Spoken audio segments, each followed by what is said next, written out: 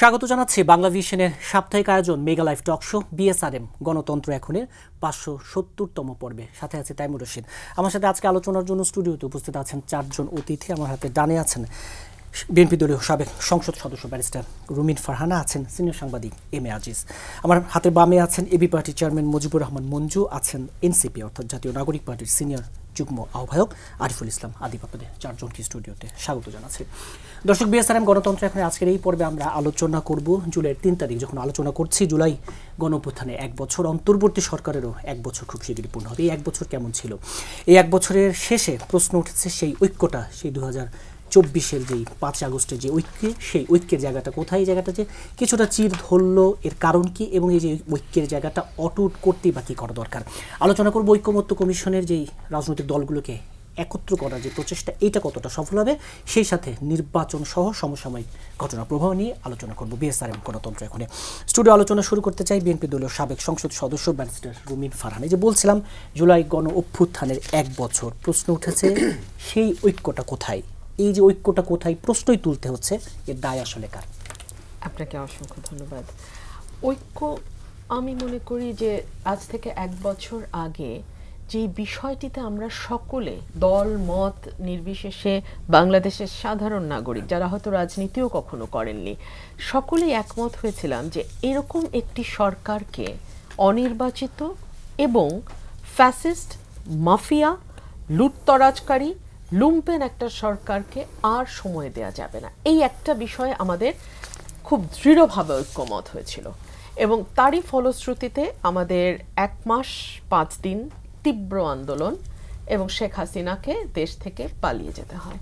সুতরাং ওই সময়কার সেই ঐক্য, আমি মনে করি না যে মানে আমাদের মূল যে জায়গাটা ছিল যে বাংলাদেশকে একটা গণতান্ত্রিক রাষ্ট্র আরেকবার পুনরায় রূপ দেয়া, বাংলাদেশের মানুষের যে সাংবিধানিক অধিকারগুলো আছে সেগুলো তাদের হাতে ফিরিয়ে দেয়া, বাংলাদেশের মানুষের বাক স্বাধীনতা ফিরিয়ে দেয়া, আইনের শাসন কায়েম করা, বাংলাদেশ থেকে গুম বিচার বহির্ভূত হত্যাকে চিরতরে বিদায় করা, এই যে কতগুলো মূল বিষয়, এই বিষয়গুলোতে সেই সময় 1 বছর আগে যেমন ঐক্যমত হয়েছিল, আমার মনে হয় না রাজনৈতিক দলগুলোর মধ্যে সেই বিষয়ে এখনো কোনো রকম কোনো অনৈক্য আছে। হ্যাঁ, definitely how to achieve the গোল, সেই পথে এক একজন তার এক এক রকম প্রস্তাব দেবে।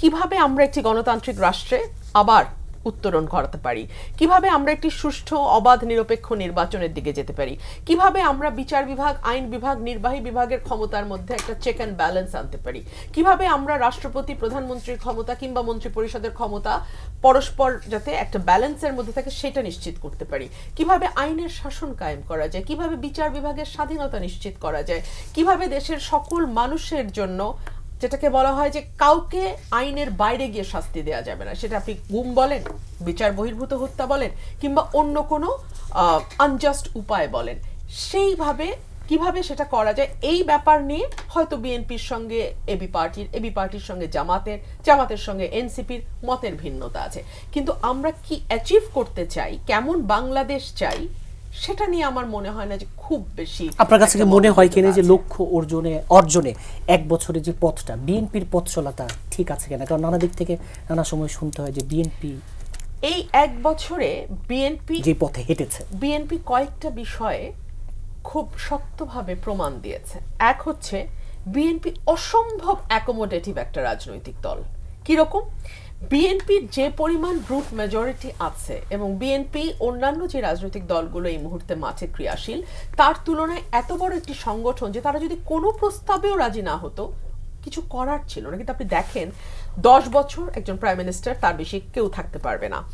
অনুচ্ছেদ 70 সেটা সংশোধন করা, বিচার বিভাগ, হাইকোর্ট বিভাগকে ডিসেন্ট্রালাইজ করা, বিভিন্ন বিভাগে এক একটা করে হাইকোর্ট বেঞ্চ দেয়া, একমত হয়েছে। উচ্চ কক্ষ নিম্ন কক্ষ বাইক্যামেরাল পার্লামেন্ট করা, 100টি নারী আসন, এই ব্যাপারেও বিএনপি একমত হয়েছে। আমরা দেখেছি যে ডেপুটি স্পিকার বিরোধী দল থেকে নির্ধারণ করার ব্যাপারে বিএনপি কোনো আপত্তি জানায় নাই। বিএনপি সংসদীয় যে কমিটিগুলো হবে সেগুলোর চিফ হিসেবে বিরোধী দল থেকে 4টা মোস্ট ইম্পর্টেন্ট কমিটিতে বিএনপি বলেছে ঠিক আছে, বিরোধী দল থেকে আমরা নেব। এর চেয়ে বেশি ছাড় আসলে একটা রাজনৈতিক দল আর কতটা দিতে পারে? কিন্তু এই অভিযোগ আছে বিএনপি শুধু নির্বাচনও করেছে। আমরা কি একটা সুষ্ঠু নির্বাচনের জন্য 17 বছর আন্দোলন করি নাই? আপনি আমাকে বলেন, বাংলাদেশের যেই লোকটার বয়স এখন 40, সেই লোকটা কিন্তু জীবনেও ভোট দেয় নাই।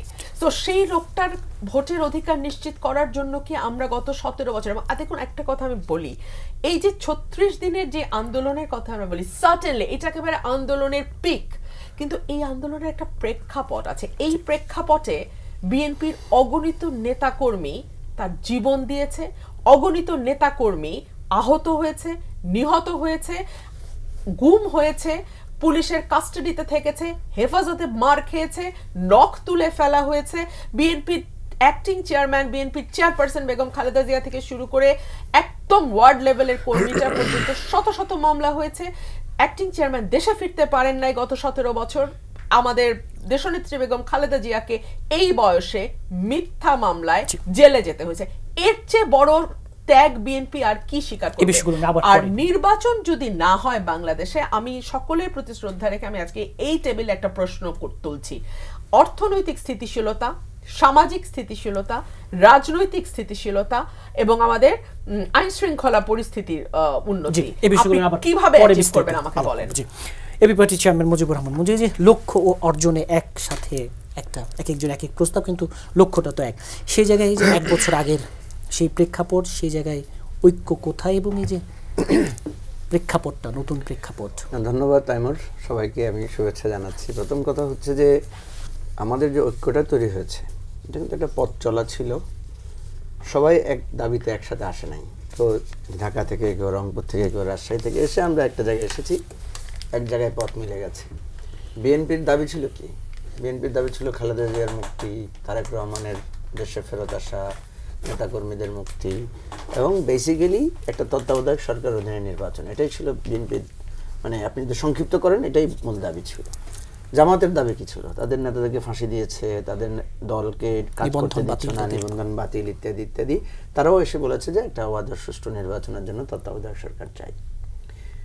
ফাইনালি যেটা আমরা পারি না, আন্দোলন করে নির্বাচন, 3টা নির্বাচনে বিএনপি একটাতে গিয়েছে, একটা বর্জন করেছে, আন্দোলন করেছে, ঢাকা ঘেরাও করেছে, অনেক কিছু করেছে, মেরে গুম করে নৃশংসতার সর্বশেষ করে আমাদেরকে দাঁড়াতে দেয় নাই, এবং যেভাবে চুরি, রাতের ভোট, এটা সেটা করে তারা ক্ষমতা কক্ষিগত করে নিয়েছে। লাস্টে আমরা এসে দেখলাম যে কোটা নিয়ে যে আন্দোলনটা হয়েছে, ছাত্ররা কিন্তু শেখ হাসিনার পদত্যাগের আন্দোলন শুরু করে নাই, তারা কোটা দিয়ে শুরু করেছে। সেই কোটাকে নিয়ে যখন খেলতে চেয়েছে বেশি, সেটাই এসে এসে এসে লাস্টে এসে এক দফা দাবিতে, এবং সবাই আমরা একসাথে একাত্র হয়েছি। খুব স্বাভাবিক, আমরা তো ঐক্যবদ্ধ আসলে ছিলাম না। একটা নিপীড়ন আমাদেরকে ঐক্যবদ্ধ করেছে। নিপীড়ন যখন অ্যাপারেন্টলি সরে গেছে, এখন আমরা আবার অনেকের জায়গায় ফিরে যাচ্ছি। প্রশ্ন হচ্ছে এই অনেকের জায়গায় ফিরে যাওয়াটা সঠিক কিনা, নাকি আমরা ঐক্যবদ্ধ থাকবো, অনেক দিন পর্যন্ত ঐক্যবদ্ধ থাকবো। হয় না অনেক সময় যে বাবা মারা যাওয়ার পর অনেক দিন ছেলেমেয়েরা একসাথে চলার চেষ্টা করে, আবার অনেক ফ্যামিলি আছে বাবা মারা যাওয়ার সাথে সাথেই তারা সম্পত্তি ভাগ ভাটারও করে নেয়। তো আমাদের এখনকার অবস্থাটা অনেকটা, বাবা মারা গেছে, তো এখন সবাই ভাগ ভাটারা করে যার যার দাবিতে আমরা নেমে পড়ছি। বাস্তবতা হচ্ছে, দেখেন রবিন ফারহানা কিন্তু বলেছেন যে ওনারা অনেক স্যাক্রিফাইস করেছেন। আমি কিন্তু একটু দ্বিমত করি, কারণ দেখেন 70 অনুচ্ছেদ সংশোধন, এটা তো বিএনপির দাবি। বিএনপি এখানে কোনো স্যাক্রিফাইস করে না, বিএনপির দাবিটার সাথেই বিএনপি ঐক্যমত পোষণ করেছে। বিএনপি 31 দফাতে সেটা আছে। বিএনপির 31 দফাতে বলা হয়েছে পরপর 2 বারের বেশি কোনো প্রধানমন্ত্রী থাকবেন না, এটা তাদেরই প্রস্তাব। দ্বিকক্ষ বিশিষ্ট সংসদ, এটা তাদেরই 31 দফার প্রস্তাব। সুতরাং এখানে বিএনপি খুব বেশি স্যাক্রিফাইস করেছে বিষয়টা তেমন না, বরং বিএনপি এটা বলতে পারে যে এই প্রস্তাব বা এই মানে সংস্কারের বিষয়টা তো আমরাই সূচনা করেছি। এখন কথা হচ্ছে দেখেন, কিন্তু পাবলিক পারসেপশন কি হচ্ছে? পাবলিক পারসেপশন এমন দাঁড়াচ্ছে যে বিএনপি সংস্কার চেয়েছে, বিএনপি সেই সংস্কারের অনাগ্রহী, কারণ আলোচনাগুলো সেভাবে আগাচ্ছে। যেমন দেখেন, আপনি বিএনপির 31 দফাতে গেলে দেখবেন একাধিক জায়গায় সংবিধিবদ্ধ এবং সাংবিধানিক প্রতিষ্ঠানগুলোর স্বচ্ছতা, জবাবদিহিতা এবং এগুলো শক্তিশালী করার কথা তারা বলেছে। তো যখনই আমরা এই কমিটির আলোচনাটা করছি, তখন দেখা যাচ্ছে বিএনপি সেখানে নানা বিষয়, নির্বাহী পরিষদের ক্ষমতা হ্রাস হবে ইত্যাদি কথা তুলে সেখানে তারা মানে এক ধরনের নেতিবাচক বা তাদের অনিচ্ছার প্রকাশটা ঘটাচ্ছে। এখন প্রশ্ন হচ্ছে যে বিএনপি সবচাইতে বেশি নির্যাতিত হয়েছে কার হাতে? আপনি ভাগ করতে পারবে না। কখনো মনে হবে পুলিশের কাছে, কখনো মনে হবে কোর্টে বিএনপি সবচেয়ে বেশি নিগৃহীত হয়েছে, কখনো মনে হবে অ্যাডমিনিস্ট্রেশনের কাছে বিএনপি সবচেয়ে বঞ্চিত হয়েছে, কখনো মনে হবে রাজপথে ছাত্রলীগের দ্বারা সবচেয়ে, মানে বিএনপি অল আউট। আমি শুধু বিএনপিকে বলছি না, আমরা অল পলিটিক্যাল পার্টি, কিন্তু আমি যদি বিএনপিকে শীর্ষে রাখি তাহলে এটা হয়েছে। তাহলে বিএনপি বিরোধী দলে থাকতে যার হাতে নির্যাতিত হয়েছে, এবং বিএনপি তখন এই কথাগুলো তখনই বলেছে যে হ্যাঁ উপলব্ধি হয়েছে যে না এগুলো পরিবর্তন হওয়া দরকার।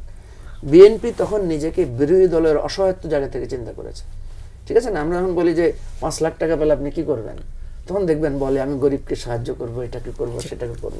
5 লাখ টাকা পাওয়ার পরে লটারিতে তখন কিন্তু অনেকে নড়ে যায়। এখন বিএনপিকে মনে হচ্ছে বিএনপি আর সেই নির্যাতিত নিপীড়িত মজলুম বিএনপি নাই। এখন বিএনপি বারবার বলছে যে আমরা বড় দল কিনা, বা বিএনপি আসেন না ভোটের খেলায়। বিএনপি সবসময় বলে না আসেন ভোটে, জনগণ যাকে ভোট দিবে সেই হবে। কেন বলে? মানে মনস্তত্ত্বে বিএনপির কাছে মনে হয় যে ইলেকশন দিলেই তো সে ক্ষমতা আসবে। এই জায়গাটি পরে আমি কোনো দ্বিমত করছি না, আমার কথা হচ্ছে মনস্তত্ত্বটা এখানে কাজ করে বলেই অ্যাপারেন্টলি মনে হচ্ছে আমরা বিভক্ত হয়ে যাচ্ছি। এই জায়গাগুলো নিয়ে আরো পরে বিস্তারিত আলোচনা করব। সিনিয়র সাংবাদিক এম এ আজিজ, এই যে বিএনপির মনস্তত্ত্বে আসলে পরিবর্তন এসেছে কিনা, এবং এই যে 1 বছর আগে সেই ঐক্যের জায়গা, সেই ঐক্য কোথায় যদি প্রশ্ন ওঠে, তাহলে এই যে প্রশ্নবিদ্ধ ঐক্যের জন্য দায়ী কার? এই দায়টা কার? ধন্যবাদ আপনাকে। প্রথমে অনৈক্য, আমি মনে করি অনৈক্য নাই, কারণ ঐক্যটা হয়েছে ফেসিবাদকে খেদানোর জন্য। সে জায়গায় কিন্তু ঐক্য আছে। শেখ হাসিনাকে নিয়ে আসেন, দেখবেন সবাই ঐক্য হয়ে গেছে। শুধু শেখ হাসিনা, আওয়ামী লীগের অ্যাক্টিভিটিসটা শুরু করেন না, দেখেন সব এক হবে। সুতরাং যে ইস্যু নিয়ে ঐক্য ছিল সেটা কিন্তু আছে। এখন অনৈক্য যেটা বলা হচ্ছে, আমি বলবো যে প্রত্যেকটা রাজনৈতিক দলের আদর্শ নীতি আলাদা, এখানে ডিবেট চলবে। সব ইস্যুতে যদি সবাই একমত হয় তাহলে তো দল একটা হওয়ার কথা। দল তো একটা না, দল তো অনেক। এখানে বৈঠক হচ্ছে তো 30টা দলের, 30টা দলের 30টা নীতি আদর্শ পথ চলা আলাদা আছে, সংগ্রামের স্ট্র্যাটেজি ইত্যাদি ইত্যাদি। কিন্তু এখানে ধরেন বাম দল আছে, ইসলামিক দল আছে, মধ্যপন্থী দল আছে, সবই তো আছে, সব লেভেলের। সুতরাং এটা আমি বলবো এটা ডিবেট, এটা অনৈক্য না।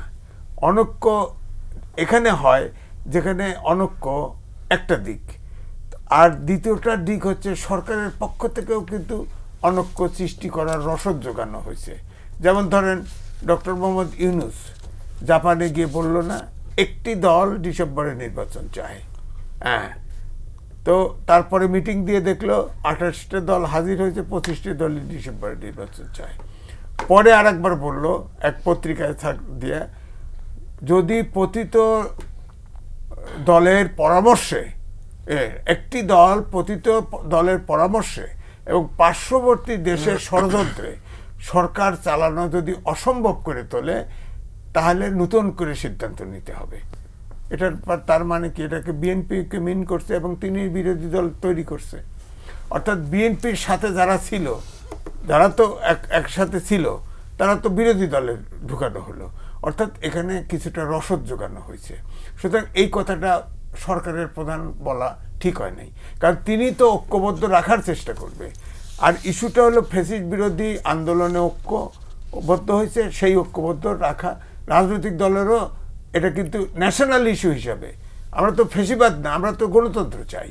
সুতরাং এটা ন্যাশনাল ইস্যু হিসাবে, গণতন্ত্রের ইস্যু হিসাবে অনেক ছাত্র জনতা জীবন দিয়েছে সেটার কারণে, এবং দীর্ঘদিন প্রায় 17 বছর নির্যাতন সব দলই, বিরোধী দল সবাই নিষ্ঠুরভাবে। বলেন তো পৃথিবীতে এমন কোনো দেশ দেখাতে পারবেন যে দেশ গণতান্ত্রিক দেশ নাম করে আয়নাঘর হয়, বন্দিশালা হয়? হ্যাঁ, এটা ইতিহাস নয়। সুতরাং এখানে যে আন্দোলনটা হলো, এই যে জীবন দেওয়ার বুক চিতিয়ে দিয়ে যে ছাত্ররা জনতা জীবন দিল, হ্যাঁ, মুক্তিযুদ্ধও হয়েছে মানলাম, কিন্তু এটা তো দেখেন এত নির্মমভাবে একটা দেখে আরেকটা আসে, কিন্তু কেউ রাস্তা ছাড়ে না। এইভাবে তো কেউ অকাতরে জীবন দেয় নাই। সেখানে অবশ্যই ডক্টর মোহাম্মদ ইউনূসকে ছাত্ররা ডেকে এনে দায়িত্ব দিছে। তিনি এনজিও স্টাইলে সরকার না চালায়, তিনি সরকার প্রধান হিসেবে দেশ চালানো উচিত ছিল। তিনি কিন্তু আমার কাছে মনে হয়েছে খুব কথা না বলে, আপনি দেখেন আপনার লন্ডনে বৈঠক হলো 1 ঘন্টা 20 মিনিট, যে স্টেটমেন্টটা আসলো জয়েন্ট স্টেটমেন্ট, এটার কথা 5 মিনিটের কথা। আর সময় কি করছে আমরা জানি? উনি বলল না, কোনো পক্ষেই বলল না। দ্বিতীয়টা আসেন, দীর্ঘদিন গেল, এই পর্যন্ত গেল, আজ পর্যন্ত ওইটাতে কিন্তু ওই জাতীয় নিরাপত্তা উপদেষ্টা বলছিল ইলেকশন কমিশন নির্বাচনের ডেট দিবে।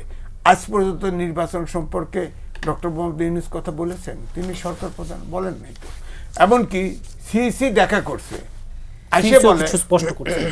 আসে বলে যে এটা একটা সৌজন্য সাক্ষাৎ ছিল। এটা কি বিয়ে বাড়ি নাকি, মেয়ে দেখতে গেছেন নাকি? সিইসি একটা পজিশন যেখানে নির্বাচনের জন্য সারা জাতির তোলপাড় লেগে গেছে, আর উনি গেছেন মেয়ে দেখতে। হ্যাঁ, সৌজন্য সাক্ষাৎ করেছে। আবার শেষে এসে করলো, দেখেন ডক্টর মোহাম্মদ ইউনূস বলছে যে আমেরিকার ফরেন সেক্রেটারি বলে, ফরেন মিনিস্টার, তার সাথে টেলিফোনে কথা বলছে, এটা নিউজ হয়েছে দিছে আবার, যে সামনের আগামী বছরের প্রথমার্ধে নির্বাচন হবে। আবার সিসি যে গোপনে দ্বিপাক্ষিক বৈঠক করে এলো, কেউ মুখ খোলে না। তিনি আবার বললেন যে আমরা ফেব্রুয়ারি থেকে মার্চের ভিতরে নির্বাচনের প্রস্তুতি। কিছু কিছু জায়গায় ধোঁয়াশা রয়ে গেছে এখনো, কিছু কিছু জায়গায় না, সব জায়গায়, সব জায়গায়। জি, আবার উনি কোনো জায়গায় কথা বলেন না। জি, এবং শোনেন, আর একটা কথা বলি, ছোট করে, মাহমুদুর রহমান মান্না ভাইয়ের সাথে একটা টেলিভিশনে ছিলাম, তিনি বলল যে আমি তার অত্যন্ত প্রিয় শিক্ষক, প্রিয় ছাত্র ছিলাম। উনি নিজে এসে কখনো কথা বলেন, অন্যের বক্তব্য শোনেন, প্রশ্ন করলে মিটি মিটি হাসেন, উত্তর দেয় না। এটা সরকার প্রধান কেমন হইল? সরকার প্রধান তো অ্যাকাউন্টেবল হতে হবে, উনি সবকিছু গোপনে করে।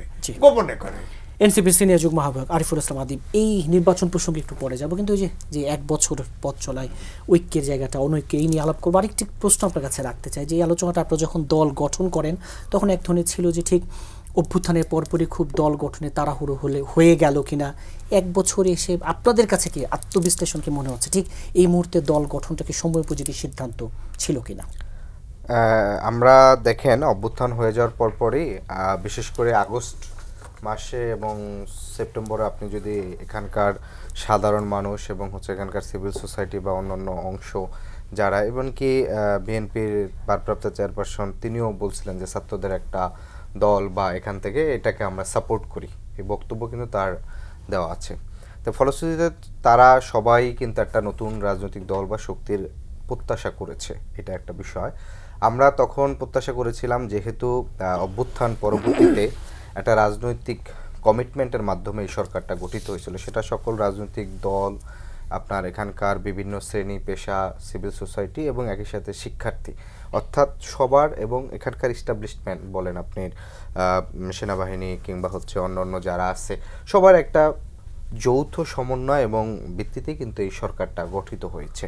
ফলশ্রুতিতে সেই যৌথ কমিটমেন্টটা কী ছিল, যে আমাদের এখানকার যে একটা বড় ধরনের গণহত্যা হয়েছে, সে গণহত্যার বিচার, এবং একই সাথে আমাদের এখানকার সাধারণ মানুষ দীর্ঘদিন ধরে রাষ্ট্রের কাছ থেকে যে নিপীড়ন শিকার হয়েছে, ফলে একটা মানুষের রাষ্ট্রের নাগরিক হিসাবে তার জীবন নিরাপত্তা, জীবন জীবিকার নিরাপত্তা, এই বিষয়গুলো ন্যূনতম কমিটমেন্ট থাকাটা, এই বিষয়গুলোতে অন্তত একটা মৌলিক সংস্কার দরকার। এবং এই অভ্যুত্থানের একটা ঘোষণাপত্র দরকার, কারণ যেহেতু অভ্যুত্থানটা স্বাভাবিক নিয়ম অনুযায়ী হয় না, আপনার তারা এখানকার একটা প্রবল ফ্যাসিবাদকে উৎখাত করে গণ অভ্যুত্থানটা সংগঠিত হয়েছে। ফলশ্রুতিতে সেই কমিটমেন্ট থেকে আমরা যেটা দেখলাম, যে যখনই 2 মাস 3 মাস কিংবা 6 মাস এগিয়ে গেছে, সেই জিনিসটা প্রথমে আসছে কিভাবে, যে সংস্কার না নির্বাচন, এই দুইটাই জিনিসকে মুখোমুখি করা হয়েছে। প্রথমে বলছে কি যে 71 না 24, এভাবে এই প্রশ্নগুলো ছুড়ে দেওয়া হয়েছে। প্রশ্নগুলো ছুড়ে দিয়ে অভ্যুত্থানকারী শক্তিদের মধ্যে নানাভাবে নানা তার যার তত্ত্ব অনুযায়ী গেছে। এরপরে আসলো সংস্কার না নির্বাচন, এরপরে আসলো কি যে সংস্কারও বাদ, বিচারও বাদ, নির্বাচন। তো নির্বাচন কখন নির্বাচন, ডিসেম্বর না ফেব্রুয়ারি জুন? অর্থাৎ আপনার মূল যে প্রথম যে কমিটমেন্ট, আপনার এখানকার গণহত্যার ন্যূনতম বিচারের অগ্রগতি, এখানকার জুলাই আহত শহীদ পরিবারদের এখনও পুনর্বাসন করা হয় নাই, মানে অনেক কিছু কিন্তু কোনো কিছু ঠিক মতন হয় নাই। সেই জায়গা থেকে সরতে আপনি বিচার সংস্কার সরতে এখন এই মুহূর্তে আসছেন যে নির্বাচন কখন, ফেব্রুয়ারি না ডিসেম্বর? অর্থাৎ পুরো আলোচনাটা এখানকার বিদ্যমান রাজনৈতিক দলগুলো নিয়ে আসছে। সংকটটা কোন জায়গায়? সংকটটা আপনার 24-এর এই 5ই আগস্টের পূর্বে রাজনৈতিক যেই পয়েন্টে বিএনপি বিরোধিতা করছে, তারা বলছে যে আওয়ামী লীগ কি বলছে যে সাংবিধানিক ধারাবাহিকতা রক্ষা করতে হলে আমাদের ইলেকশন করতে হবে, আমাদের সংবিধানে তত্ত্বাবধায়ক সরকার নামে কিছু নেই, অতএব আমরা সংবিধানের বাহিরে যাব না। অর্থাৎ সংবিধানকে জনগণের আকাঙ্ক্ষার বাহিরে এমন একটি মানে দৈব বাণী করছে যেটা আসলে অমান্য। এটা কোন প্রক্রিয়া করছে? সে 2/3 মেজরিটি নিয়ে করছে, চুরি করে করছে না ভোট চুরি করে কি করছে সেটা তো আমরা স্পষ্ট। আপনার কাছে আলোচনায় ফিরবে একটু নির্ধারিত বিরতির পর, একটু নির্ধারিত বিরতিতে যেতে হচ্ছে, এই আলোচনায় ফিরবে একটু নির্ধারিত বিরতির পর। দর্শক, বিএসআরএম গণতন্ত্র এখন একটি ছোট বিরতির সাথে থাকুন, ফিরছি বিরতির পর।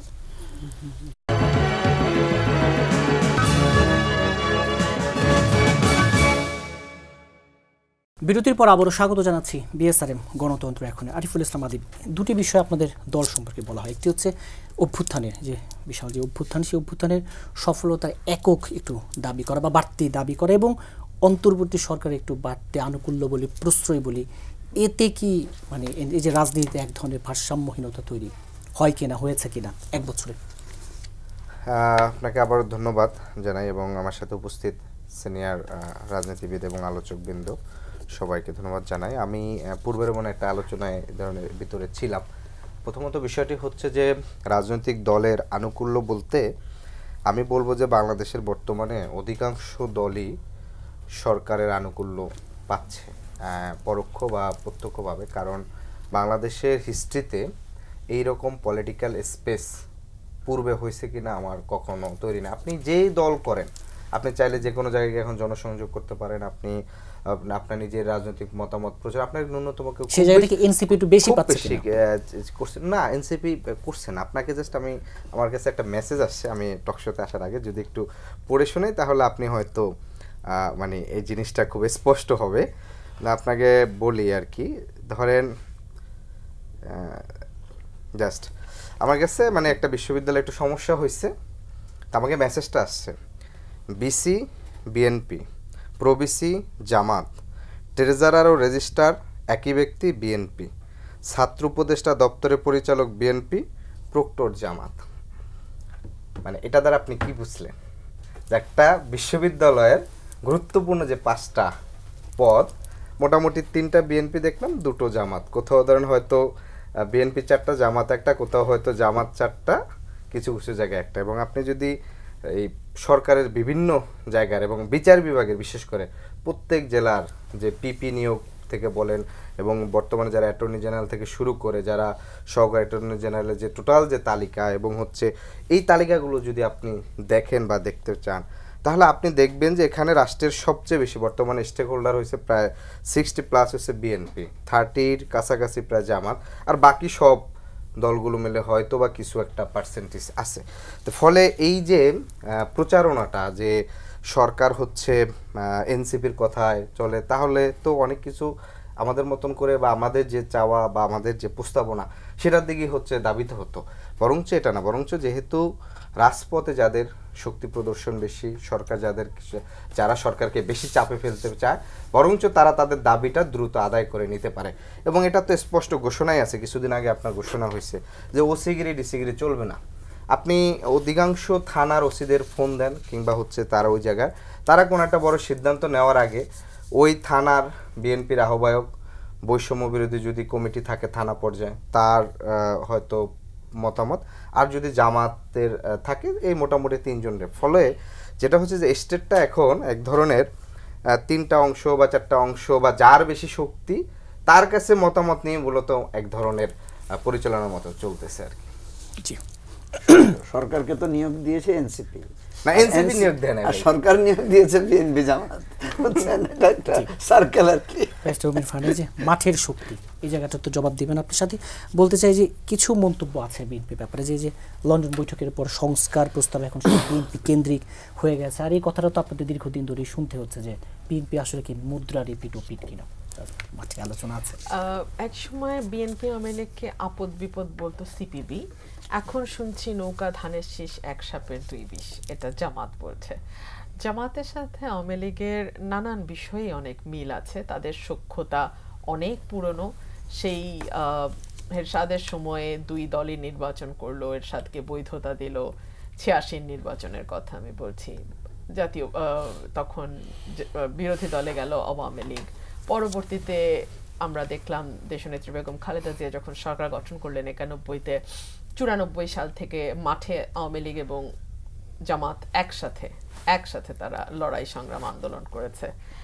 সো জামাতের আমির দেখলাম কিছুদিন আগে আমাদের অভ্যুত্থানের পরপরই তিনি বলছিলেন যে তিনি আসলে কোনো রাগ ক্ষোভ বা দুঃখ কারো ব্যাপারে পুষে রাখতে চান না, তিনি আওয়ামী লীগের ব্যাপারেও একরকম ছাড় দিয়ে তখন কথা বলেছেন। সো আমি এই বিষয়গুলোতে আসলে মানে আমি যেটা বলতে চাই যে জামাত আর আওয়ামী লীগের মোটামুটি আপনি যদি ক্যারেক্টার ওয়াইজও চিন্তা করেন মোটামুটি আপনি একই রকম পাবেন, কিন্তু এই সরকারটি বিএনপির দিকে ঝুঁকে আছে বা এই সরকারটি বিএনপির সংশোধনগুলো বা বিএনপি যে সংস্কারগুলো চাইছে সেগুলোকে অগ্রাধিকার দিচ্ছে, বিষয়টি আমরা এভাবে না দেখি। বাংলাদেশের সংস্কার কথাটি প্রথম এসছে বিএনপির হাত ধরে। 2016 সালে ভিশন 2030 দিলেন দেশনেত্রী বেগম খালেদা জিয়া, পরবর্তীতে আমাদের অ্যাক্টিং চেয়ারম্যান জনাব তারেক রহমানের হাত দিয়ে আসলো 27 দফা, এবং পরে বিএনপির সঙ্গে যারা আন্দোলন সংগ্রামে ছিল সকল দলের, এখন যারা মাঠে ক্রিয়াশীল সকল দলের সঙ্গে আলোচনায় বসে, এনসিপি তখনও জন্ম হয়নি, সকল দলের সঙ্গে আলোচনায় বসে 31 দফা দেওয়া হয়েছে। তাহলে আপনি আমাকে বলেন এই 31 দফা কিন্তু বিএনপির একার 31 দফা না, এই 31 দফার মধ্যে তৎকালীন যত রাজনৈতিক দল ছিল বিএনপির সঙ্গে, যারা আওয়ামী লীগের বিরোধী পক্ষ হিসেবে মাঠে রাজনীতিতে সক্রিয় ছিল, তাদের সকলের ঐক্যমতের ভিত্তিতে 31 দফা হয়েছে। সুতরাং 31 দফা কোনো একক দলের বা বিএনপির একার সম্পত্তি বিষয়টি কিন্তু এমন না। 27 দফা বিএনপির একার ছিল, ভিশন 2030 একার ছিল, কিন্তু 31 দফা কিন্তু সকলের। সো এই 31 দফার মধ্যে যা যা সংস্কারের কথা বলা আছে, পরবর্তীতে পট পরিবর্তনের পরে নতুন নতুন যে সংস্কারের কথা এসছে সেগুলো কিন্তু মোরলেস আপনি দেখবেন এই 31 দফার মধ্যে আগেই বলা হয়েছে, ওভারল্যাপ করে।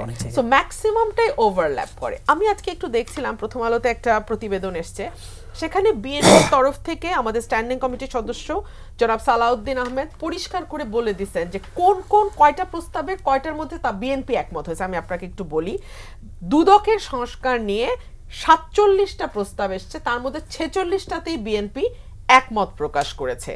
এরপরে আপনার প্রশাসনিক সংস্কার নিয়ে 208টা প্রস্তাব এসছে, 127টাতে বিএনপি একমত পোষণ করেছে। বিচার বিভাগ 89টা এসছে, এর মধ্যে 68টাতে বিএনপি একমত পোষণ করেছে। নির্বাচন বিষয়ে 243টা এসছে, 140টাতে বিএনপি একমত পোষণ করেছে। আপনি আমাকে বলেন, যখন একটা মানে ঐক্যমতে পৌঁছানোর জন্য মিটিং হয় বা সভা হয়, তখন কি সকলেই 100% একমত হবে বলে সেই সভায় যোগ দেয়? আমরা সেখানে যাই সকল রাজনৈতিক দল, আমরা বলতে আমি যেখানে এনসিপি, জামাত, এবি পার্টি, গণ অধিকার পরিষদ, গণসংহতি, সবার কথা আমি বলছি, নাগরিক ঐক্য, সবার কথাই বলছি, আমরা যাই এগ্রি টু ডিসএগ্রি, এবং এগ্রি টু ডিসএগ্রির মধ্যে মিনিমাম কতটুকু, বেয়ার মিনিমাম কতটুকুতে আমরা একমতে আসতে পারি। আমি কিন্তু সেই জায়গা থেকে আশাবাদী, কারণ আমরা দেখতে পাচ্ছি যে মানে বিএনপি যেহেতু সবচেয়ে বড় রাজনৈতিক দল, বিএনপির স্টেকও কিন্তু অনেক হাই। সো বিএনপি যখন, আমি এই যে মানে সংখ্যা দিয়ে দিয়ে বললাম যে এতগুলো প্রস্তাবের মধ্যে এতগুলোতেই একমত পোষণ করে, বিএনপি যখন এতটা ছাড় দেওয়ার মানসিকতা থেকে আলোচনার টেবিলে আসে এবং বিএনপি তার সর্বোচ্চটা দিয়ে চেষ্টা করে ছাড় দিয়ে একটা মধ্যপন্থায় আসতে, তখন কি আপনার মনে হয় না যে বিএনপির কাছ থেকে আরো বেশি দাবি, আরো বেশি আদায় করার চেষ্টা, এটা এক ধরনের জুলুমবাজি হয়ে যায় বিএনপির মতো একটা বড় রাজনৈতিক দলের উপরে? মুজিবুর রহমান মঞ্জু বলছিলেন যে এখন তো বিএনপিও সে আগের সেই নির্যাতিত এক ধরনের কোণঠাসা বিএনপি নেই, যার কারণে আপনারাও কি অনেক কিছু চাপিয়ে দিতে চান। এই যে নির্বাচন নিয়ে সবচেয়ে বড় অভিযোগ তো আপনাদের বিরুদ্ধে শুধু নির্বাচন করা, আমি বারবারই কথাটা তুলছিলাম। আচ্ছা, আমি 3টা প্রশ্ন রেখে গেছিলাম, অর্থনৈতিক, সামাজিক, রাজনৈতিক অস্থিরতা। নির্বাচন ছাড়া এই অস্থিরতা আপনি দূর করতে পারবেন না। আর বিএনপি তো আজকে থেকে নির্বাচন করছে না, বিএনপি তো 2013-14 সাল থেকে নির্বাচন করছে, কারণ বাংলাদেশে কোনো নির্বাচন হয় নাই। 3 হচ্ছে বিএনপি কোনো আন্ডারগ্রাউন্ড পার্টি না যে বিএনপি নির্বাচন ছাড়া অন্য কোনো পথে রাজনীতি করবে। বিএনপি কিন্তু আওয়ামী লীগের সময়ও, দেখুন আমাদেরকে বারবার আওয়ামী লীগের সময় আপনারাই প্রশ্ন করেছেন, এখন বিএনপি কি করবে, এখন বিএনপি কই যাবে, এখন বিএনপির নেতাকর্মী কি করবে, এই প্রশ্নগুলো করেছেন না? আমরা আপনাদেরকে সবসময় একটা উত্তর দিয়েছি, বিএনপি গণতান্ত্রিক দল, বিএনপি গণতান্ত্রিক পন্থাতেই রাজনীতি করতে অভ্যস্ত। বিএনপি কোনো আন্ডারগ্রাউন্ড সশস্ত্র গোষ্ঠী না, বিএনপি কোনো সশস্ত্র সংগ্রাম করবে না, বিএনপি কোনো ব্যক্তিগত মানে দলীয় ক্যাডার বাহিনী লালন পালন করে না। সো বিএনপিকে গণতান্ত্রিক পথে হাঁটতে হবে। এই কথা যখন আমি 17 বছর ধরে বলেছি, আজকে আপনি আমার কাছে নতুন কি আশা করবেন? আমি তো নির্বাচনের কথাই বলবো। আমি বলি আপনারা একটা ফেয়ার নির্বাচনের দিকে যান, এরপরে যদি জনগণ নতুন রাজনৈতিক দল হিসেবে অন্য কোনো পার্টিকে বেছে নেয় কিংবা ইসলামের প্রতি রাজনীতি ইসলাম ঘিরে করে সেরকম কোনো দলকে বেছে নেয়, করতে পারে, আমাদের তো কোনো অসুবিধা নাই। কিন্তু মানুষকে সেই সুযোগটা দিতে আপনাদের এত অসুবিধা কেন, এইটা তো আমি বুঝতে পারি না।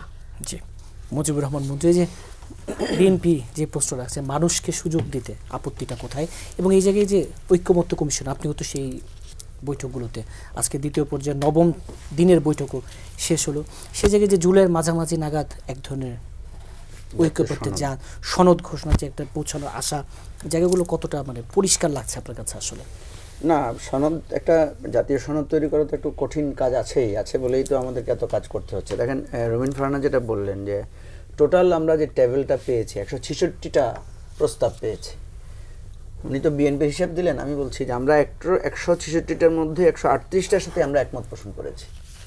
তাহলে আজকে এখানে যে আলোচনাগুলো উঠে এসেছে, এখন যে পর্যায়ে আলোচনাগুলো হচ্ছে, সেগুলো তো বেসিক্যালি যেগুলোতে আমরা একমত হই নাই সেগুলো নিয়ে তো আলোচনা হচ্ছে, এবং একমত হই নাই বলেই তো ওই একমত হওয়ার জন্য আলোচনার দরকার হচ্ছে। হ্যাঁ, আমরা যদি বলি যে আমি একমত হব না, তাহলে তার আলোচনার দরকার নাই। বিএনপি তো এটা বলছে না যে আমরা একমত হব না, প্রতিদিন এটা নিয়ে যুক্তিতর্ক হচ্ছে, আলোচনা হচ্ছে, বিষয় হচ্ছে। এই জন্য এই জায়গাটা ক্লিয়ার থাকতে হবে। যেটা সালাউদ্দিন ভাই বলেছেন যে আমরা অনেক কিছু স্যাক্রিফাইস করেছি, হ্যাঁ এটা তো সবাই করেছে। এই যে আপনি যখন দেখবেন সব দলেরই যদি আপনি হিসাব নেন, সবাই একটা হিসাব দিবে যে আমি 166টার মধ্যে কেউ 138টা, কেউ 132টা, কেউ 135টার সাথে একমত হয়েছে। যেগুলোর সাথে আমরা একমত হই নাই, বাট যেগুলোকে কমিশন মনে করেছে খুবই গুরুত্বপূর্ণ, সেই বিষয়গুলোতে কাছাকাছি আনার জন্য এই আলোচনাটা। এখন এই যে দেখেন বিএনপির যেই মানে 31 দফা, সেই 31 দফার সাথে কিন্তু অনেকগুলো দল যারা, তারাও কিন্তু এই আলোচনায় আছে। এই 31 দফাতেই কিন্তু দেখেন প্রথম কথাটাই বলা আছে কি, প্রথম কথাটা হচ্ছে সংবিধান সংস্কার করা হবে, একটা কমিশন করা হবে, যেটা এখন কিন্তু অ্যাপারেন্টলি বিএনপি যখন বক্তব্য দেয় তখন মনে হয় বিএনপি বলে যে সংবিধান সংস্কার তো পার্লামেন্ট করবে, নির্বাচিত, ঠিক আছে না, সংসদ করবে। সংসদটা কোথায় লাগে দেখেন, যখন এই কথাটা বলে বিএনপি ভুলে যায় যে সংবিধান সংস্কারের কথা তো তারাই বলেছে, তাদের মানে 31 দফার প্রথম কথাটাই এটা। এখন বিতর্ক হচ্ছে এই সংবিধান সংস্কারটা পার্লামেন্ট করবে না আগে করবে। এখন আপনি যদি কনস্টিটিউশন আপনি যদি অ্যামেন্ড না করেন, এই যে জুলাই গণ অভ্যুত্থান হয়েছে, এটা আমাদের কনস্টিটিউশন আলোকে কি হয়েছে? আসলে এটা তো সংবিধান আলোকে হয় নাই, এটা তো আউট অফ দি কনস্টিটিউশন হয়েছে, তাই না? যেটা আমি মাহফুজ আলম লিখেছে দেখলাম যে মব এবং কি, যেমন ধরুন আমাদের মহান মুক্তিযুদ্ধ মহান না, মুক্তিযুদ্ধ যদি ফেল করতে তাহলে মুক্তিযুদ্ধ তো হয়তো দেশদ্রোহিতা। ঠিক তেমনিভাবে আমাদের এই গণ অভ্যুত্থান যদি ফেল করতো তাহলে রবিন ফারহানার বিরুদ্ধে মামলা হয়তো আমাদের এখানে 4 জনের মধ্যে সবচেয়ে বেশি হতো, তাই না? উনি হতেন মব নায়িকা হয়ে যেতেন উনি তখন, এবং যেখানে উনি জানো নাই করেনও নাই, হয়তো ওনার বিরুদ্ধে মামলা বেশি হতো, আমাদের হতো, আজিজ ভাই সবচেয়ে কম হতো, আমাদের বাকিদের বেশি হতো। এখন কথা হচ্ছে যে আপনি দেখেন এই সরকার পরিবর্তনের নিয়ম তো হচ্ছে নির্বাচন। এখন নির্বাচনের মাধ্যমে যদি সরকার পরিবর্তন হয় তাহলে প্রধান দাবি হবে নির্বাচন, কিন্তু যখন নির্বাচনের মাধ্যমে সরকার পরিবর্তন হয় না, গণ অভ্যুত্থানের মাধ্যমে হয়, তখন প্রধান দাবি হয়ে যায় সংবিধান সংশোধন। আমি আপনাকে উদাহরণ দিয়ে বলি, 90-এ যখন গণ অভ্যুত্থানের মধ্যে দিয়ে সরকার পরিবর্তন হয়েছে, তখন প্রধানতম দাবিটাই ছিল সংবিধানের যে বিধানটা নাই, অর্থাৎ তত্ত্বাবধায়ক সরকারের মাধ্যমে নির্বাচন করতে হবে। সংবিধান সংশোধনের আগেই তত্ত্বাবধায়কের বিধানটা একমত হয়ে আপনার 3 জোটের রূপরেখা একমত হয়ে সেটা বাস্তবায়ন করে এটাকে পোস্ট এফেক্ট দিতে হয়েছে। সুতরাং আমাদেরকে এই জন্য জুলাই সনদের কথাটা বলা হয়েছে যে আমরা যদি সংবিধান সংশোধনও করি, জুলাই সনদটা আমাদেরকে সেটার আলোকে। কিন্তু নাহিদ ইসলাম তো বলছেন আবার জুলাই সনদ বাস্তবায়ন ছাড়া এনসিপি নির্বাচনেই যাবে না। এখন কথা হচ্ছে যে এখন তো আলোচনা যখন চলে, আলোচনার নানা দিক তো ঘুরে ফিরে তো আসতে হয়। সত্যিকার অর্থে যেটা দাঁড়াচ্ছে সেটা হচ্ছে যে এখানে দেখেন কখনো কখনো কথা আসে যে যাদের ভোট নাই তারা নির্বাচন চাইবে কেন, যাদের ভোট আছে তারা নির্বাচন চায়, ঠিক আছে না? আপনার গণতন্ত্রের পূর্ণতা কোথায়? যার ভোট আছে সেও ভোট দিতে যাবে, যার ভোট নাই সেও ভোটে দাঁড়াবে। এটাই তো গণতন্ত্রকে আমরা কেন বলি যে position and opposition equally part of the government, আমরা তো এটাই বলি। তো এই জায়গাটায় আমরা বলি দেখেন আপনার যদি বিরোধিতাই না থাকে, আপনার যদি বিরোধী দল না থাকে, তাহলে তো সংসদ অকার্যকর হয়ে যায়। আমাদের সংসদ যেটা, আমরা সংসদের কোনো প্রাণী নাই যে বিরোধী দল নাই। সেই জন্য আমরা তো এই রকমেরই একটা সনদ তৈরি করতে চাই যেখানে বিরোধী দল সংসদের সরকারি দলের অংশীদার হবে, এবং সেই অংশীদার আবার রওশন এরশাদের মধ্যে বিরোধী দল না, কার্যকর বিরোধী, সেটা কার্যকর বিরোধী দল হতে হবে। এখন কিন্তু আমরা দেখছি, আমরা যখন যেটা আজিজ ভাই একটু আগে বলেছেন যে এটা ডিবেট হচ্ছে, আমি খুব পছন্দ করি আজিজ ভাইয়ের কথাটা। আজিজ ভাই বলেছে আমাদের মধ্যে মতদ্বৈত নয়, আসলে ডিবেট হচ্ছে। আমরা সবাই যুক্তি নিয়ে যার যার কথা মতো আমরা কথাগুলো বলছি, এবং ঐকমত্য কমিশনের বক্তব্য কিন্তু লাইভ ব্রডকাস্ট হচ্ছে, জনগণও কিন্তু জানতে পারছে কে কি বলছে। ফলে আমরা কিন্তু একটা পার্লামেন্ট লুক পাচ্ছি, কিন্তু আমাদের যে সেটা হচ্ছে সেখানে কিন্তু মাঝখানে একদিন ওয়াকআউট হয়েছে। তো সুতরাং আমি যেটা মনে করি যে গণ অভ্যুত্থানের যেই, সেখানে আবার দলীয় অনুগত দলও আছে, নিয়ে যাওয়া হয় পক্ষে। আচ্ছা, গণ অভ্যুত্থানের যে প্রত্যাশাটা আছে, সেই প্রত্যাশাটা পূরণের জন্য কিন্তু আমাদেরকে মানে স্যাক্রিফাইস করতে হবে। স্যাক্রিফাইস কে করবে? আপনাকে আমি যদি বলি যে আপনি স্যাক্রিফাইস করেন, তার মানে আপনার কাছে আছে আর স্যাক্রিফাইস করার মতো। আমার কাছে কিছু নেই, আমি কি স্যাক্রিফাইস করব? এখানে স্যাক্রিফাইস বেশি করতে হবে বিএনপিকে, যেটা বারবার আলোচনায় উঠে আসছে। যেহেতু বিএনপি বারবার বলছে তার সমর্থন বেশি, বিএনপি বারবার বলছে তার সে সবচাইতে বেশি নির্যাতন ভোগ করেছে বিএনপি, আর আন্দোলনের পরে সবচাইতে বেশি মানে আমরা যদি বলি সুফল, আসলে তো সুফল না, তার অধিকারটা ফিরে পেয়েছে, সেটা পেয়েছে বিএনপি। আমি এই আলোচনার শেষে আমি আদিবের কথাটাকে বলছি। দেখেন, প্রফেসর ইউনূস কিন্তু বলেছেন তাকে কে নিয়োগ দিয়েছে, এই সরকারকে কে নিয়োগ দিয়েছে? ছাত্ররা নিয়োগ দিয়েছে, উনি তো বলেছেন। তো এখন ছাত্ররাই বলছে তাদের দল হচ্ছে এনসিপি। তাহলে উনি যতক্ষণ বললেন যে সরকার কে চালাচ্ছে, আমি সেই জন্য বললাম যে সরকার নিয়োগ দিয়েছে যদি আপনি বলেন এনসিপি, আর এই সরকারি নিয়োগ দিয়েছে বিএনপি আর জামাত। সুতরাং ভাগে বাটোয়ারে বিএনপি, জামাত আর এনসিপি। আমরা যখন ওই জাতীয় ঐক্য কমিশনে বসি না, তখন দেখি ডান পাশে 6টা চেয়ার আলাদা করে রাখা আছে। আমরা দুষ্টামি করে সেটাকে বলেছি এটা হচ্ছে সিকিউরিটি কাউন্সিল, হ্যাঁ, নিরাপত্তা পরিষদ। ওই তিন দল যখন কোনো কিছু বলে তখন দেখা যায় আলোচনা আর আগায় না, তাদের ভেটো অথবা সমর্থনের ভিত্তিতে। সুতরাং এখানে আমি বিতর্ক করে লাভ নাই। এই সরকারে আমাদের সকলের স্টেক আছে, সকলের অংশীদার আছে, আমরা বিতর্ক করতে পারবো। কিন্তু দিন শেষে সত্য, এটা আমাদেরই সরকার, দিন শেষে এটা সত্য যে গণ অভ্যুত্থানের যেই অর্জন আমাদের সবার মিলে, সেটা বাস্তবায়নের দায়িত্ব আমাদের সবার। এম এ আজিজে যে জুলাইয়ের মাঝামাঝি নাগাদ একটি সনদ বা একটি জায়গায় এসে, ঐকমত্যের জায়গায় এসে পৌঁছানো, এবং আমি যে কথাটা বলছিলাম এনসিপির আহ্বায়ক নাহিদ ইসলাম যখন বলেন আবার জুলাই সনদ বাস্তবায়ন ছাড়া আসলে নির্বাচনে যাবে না, আবার বিএনপি তো খুব স্বাভাবিক যৌক্তিকভাবেই বলছে যে নির্বাচন ছাড়া তো আসলে যে দীর্ঘদিনের যে দাবি সেটাও পূরণ। এটাকে আমি দুইভাবে দেখি।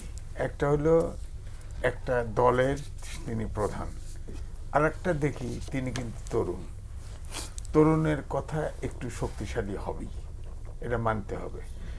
এখন প্রশ্ন হচ্ছে এই জুলাই সনদে এখন সারা বাংলাদেশ ঘুরতেছে কেন, কার জন্য? আমি যদি বলি, আমি সাংবাদিক হিসেবে আমার ভাষা হচ্ছে ক্ষমতাকে প্রশ্ন করা। আমি তো মনে করি সরকার এটা এই অবস্থা তৈরি করছে, কারণ যখন জুলাই সনদ তৈরির কথা বলা হয় তখন তো সরকার থেকে দায়িত্ব নিয়েছিল যে আগামী এতদিনের ভিতরে আমরা সনদ দেব সবার সাথে আলাপ করে। চুপ হয়ে গেছে কেন? এটাকে ইগনোর করছে, এটাকে পাত্তা দেয় নাই। এতগুলা মানুষের জীবন গেল, তা তো সনদ চাইতেই পারে, এটা তো বৈধ অবৈধ কিছু না।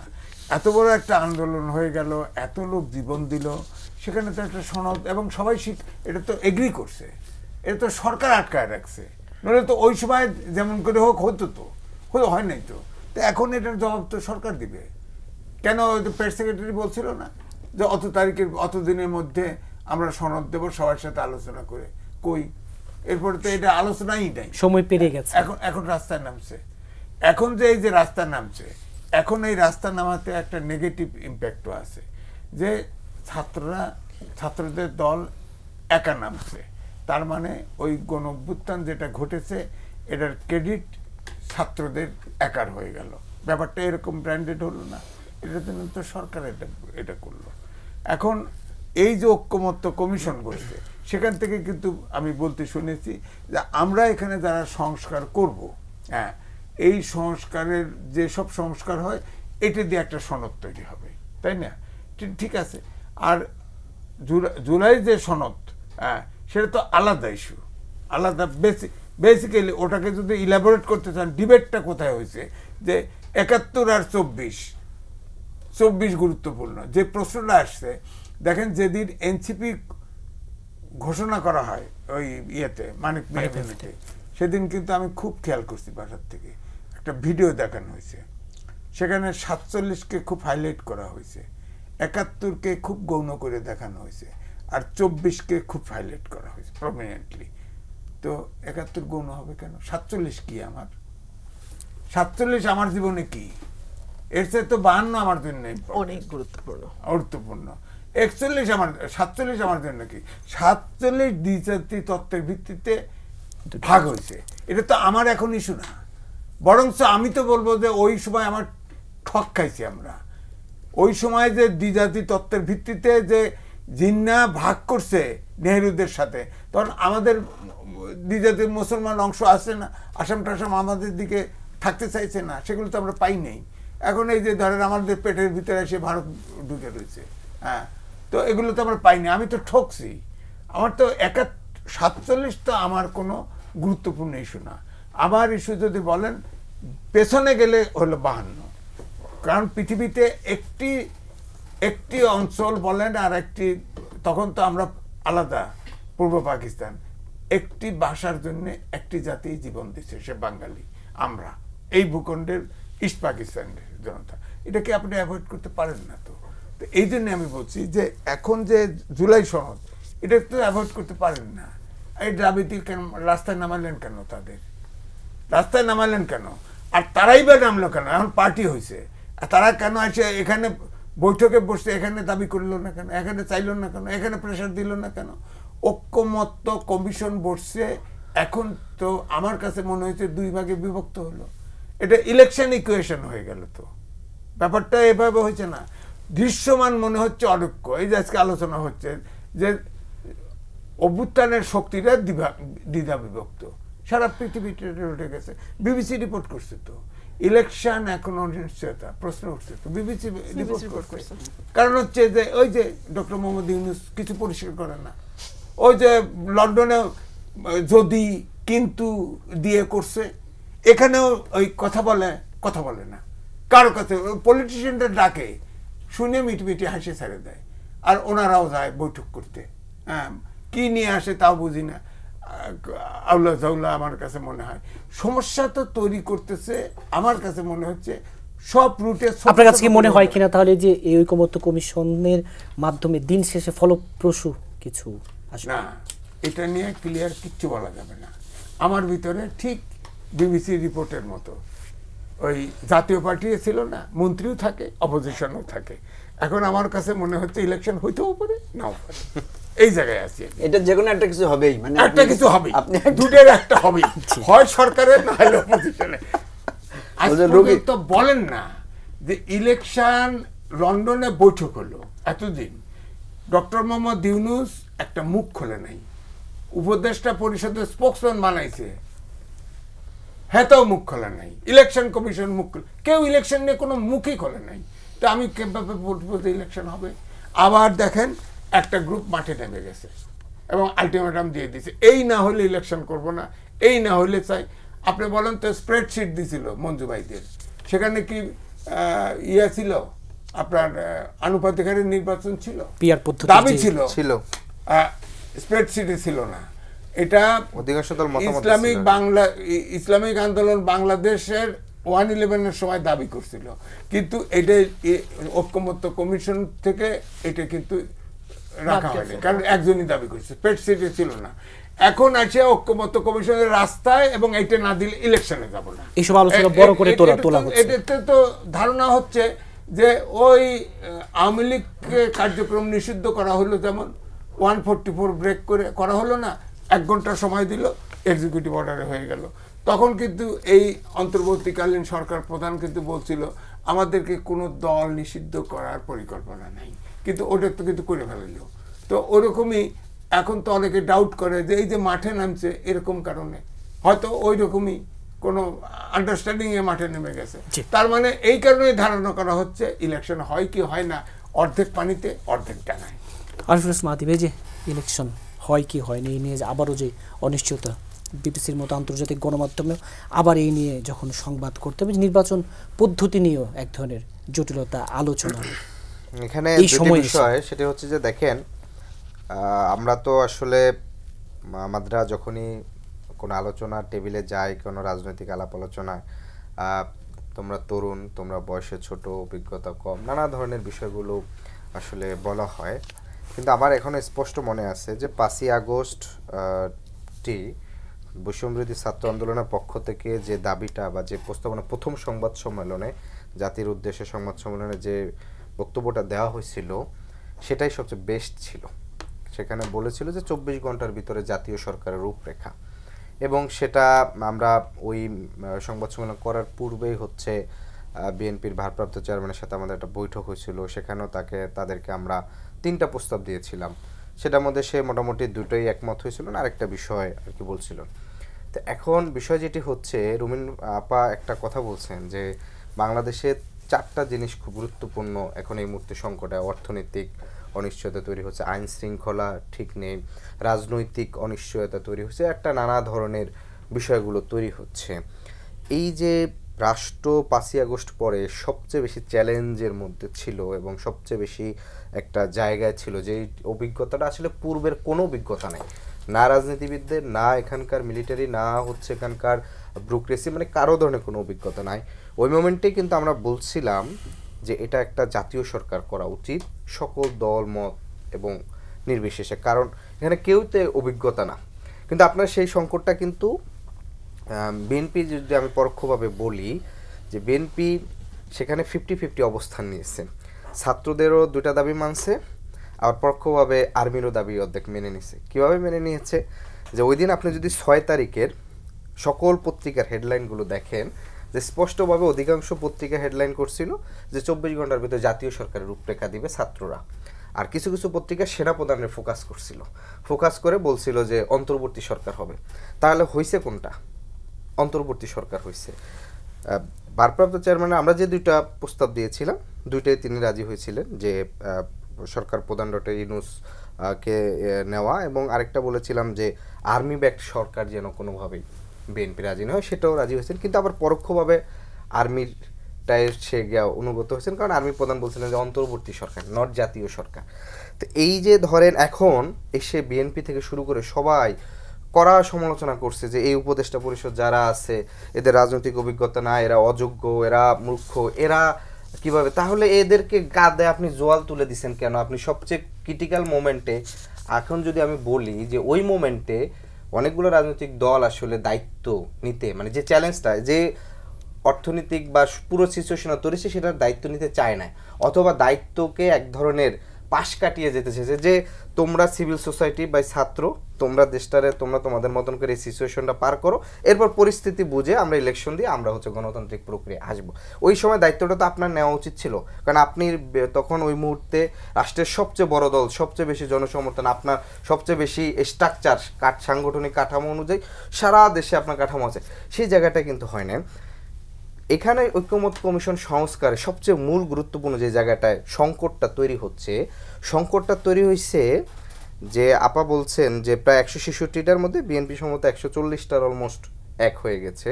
এটা শুধু নট বিএনপি, আপনি এনসিপি, জামাত, সিপিবি, ইসলামী আন্দোলন, প্রত্যেকটা দল অলমোস্ট 130টা এক।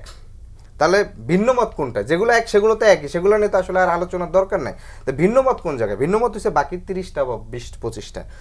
সমস্যাটা হচ্ছে যারা পরীক্ষা দিচ্ছে, মানে এই সবগুলো দল মিলে তো পরীক্ষা দিচ্ছে, মানে পরীক্ষার খাতায় লিখতেছে, কিন্তু এর মধ্যে শুধুমাত্র বিএনপি চাচ্ছে পরীক্ষার খাতাটা তারা নিজেরাই দেখবে, কিংবা পরীক্ষার খাতা আমি পরীক্ষা দিছি, পরীক্ষার রেজাল্ট মার্কটা আমার খাতাটা আমি মূল্যায়ন করব।